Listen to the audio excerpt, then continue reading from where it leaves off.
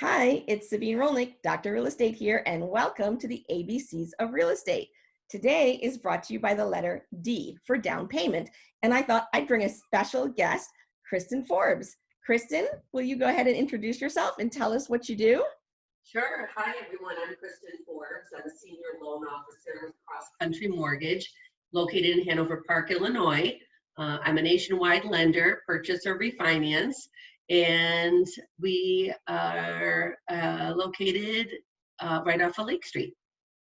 Awesome. Wonderful. Wonderful. Well, today I wanted to talk about down payments. I think there are a lot of myths about down payments. I think back in the day, it used to be you had to have 20% down to get a mortgage. Tell me, what's going on today? What are the different possibilities? Yeah, so that is quite a myth. You do not need 20% down to purchase a home. In most cases, in a lot of cases, by using down payment assistance, you can actually get into a home with no money out of your pocket at all. Wow. Um, Typically for conventional financing, they'd like to see 5% down, but 3% down is also available nationwide. Even for Um, conventional. Wow. yes, Okay. conventional financing, 3% down. Traditionally, we've seen 5%, but not a problem with 3% down. Okay. Okay. And what's the difference between whether you put 3%, 5%, 10%, or more? Sure. So the down payment, the more you put down for down payment, usually the better the interest rate you'll see as far as the loan financing goes. Typically speaking, conventional may have a down payment requirement, but when you're looking at other loan options, like let's say you're a veteran and can qualify for a VA loan. VA loans are 100% financing without any down payment assistance, and FHA financing is a minimum down payment of 3.5%, whether you're purchasing a single family home, 2-unit, 3-unit, or 4-unit property. Oh, wonderful. And if you have an FHA loan, do you qualify for down payment assistance? You do qualify for down payment assistance, whether you're VA, FHA, or conventional financing.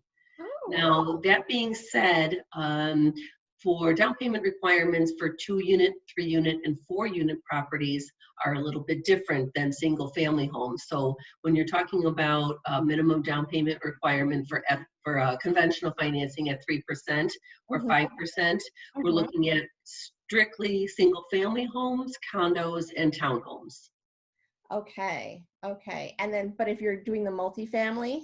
Yeah, for a 2-unit property, you're looking at 15% down for conventional. Okay. And then for 3 and 4-unit properties, the minimum down payment requirement is 25%, even if you are planning on living in the property. Oh, that was going to be my next question. Is there a Yes. difference between when you're living there or not living there? Yes, so investment properties, minimum down payment, if you're not going to live in the property, you can only use conventional financing, and the minimum down payment is going to be 20% 20%. Okay, minimum. so that's where you definitely have to have the 20%. Does that also affect the interest rates if you're doing it as an income property? Oh, yes, investment properties definitely have a higher rate because they're a higher risk to the lender. Okay, but do you get a better rate with a larger down payment? And you get a better rate with a larger down payment. Typically speaking, when you start getting up to 20% down, you're going to see a significant rate change. But also with another 5%, meaning 25% down payment, you'll Mhm. see even a better interest rate available to you. Wow, that's great. And so that's whether it's FHA or conventional? Yes, well, FHA typically with FHA, the down payment requirement is only 3.5%. Mhm. Their interest rates are not going to change with the more money that you put down. Um, when we have a situation where you have more money for a down payment, then we're going to be looking more at a conventional financing and seeing a decrease in interest rates. Okay, well, I can't wait to talk to you more about financing. We'll have Yes. that in another lesson or another, episode of the ABCs of Real Estate, but that sounds fabulous. I think one thing that's really important to talk about in terms of down payment is if you're in a multiple offer situation, and we've been in that a lot lately in this market these days, especially at certain price points.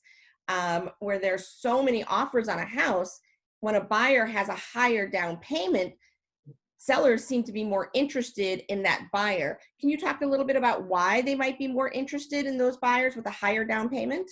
Well, sure. Typically speaking, when you are putting in an offer and have a larger down payment, it's less of a risk in getting a mortgage the more money that you have to put down.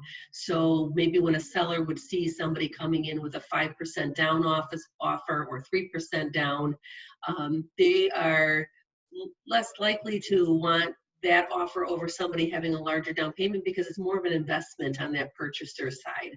So they just are much less of a risk. Much less of a risk.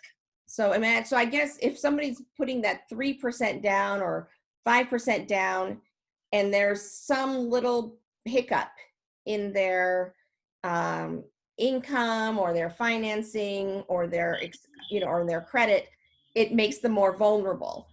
Is That's that correct. right? But if Yes, they're, let's say, putting 40% down, which is not very often, right? yes. And then there's an issue, they're less of a risk because perhaps they can just put a little lower down payment and still get the mortgage?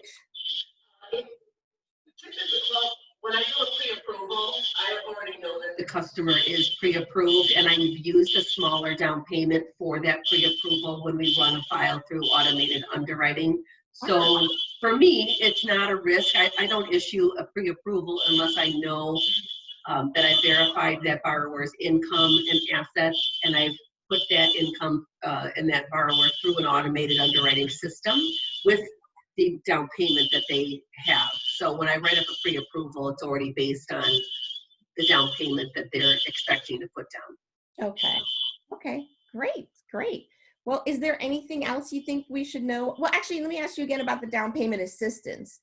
How do people get that? There's some qualifying that needs to be done with down payment assistance.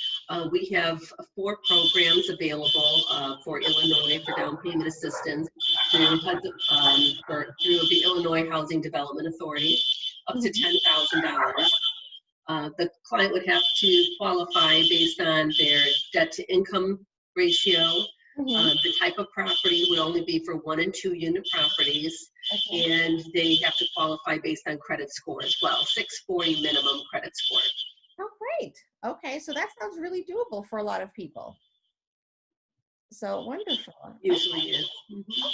Is there anything else you think we should know about down payments? Well, I would say that usually when I've written up a pre-approval for a client, and it's based on what they have in affordability for their down payment, that's usually as good as gold. So I've done all my research for my clients already. I've already put everything together. And in most cases, we can have a borrower fully approved before they even put an offer in. So that's pretty valuable to the realtor as well when they're putting their offer in. Okay. Awesome. Awesome. Well, thank you so much, Kristen, Thank for you. talking to us about down payments, because a lot of people don't know. They still hear the old myths. So it's great to hear that. Yes. Okay. Well, thank you, everybody. And we'll be back soon with the next letter, which will be E, earnest money. Take care. Bye, Kristen. Bye. Thank you for having me. Oh, my pleasure.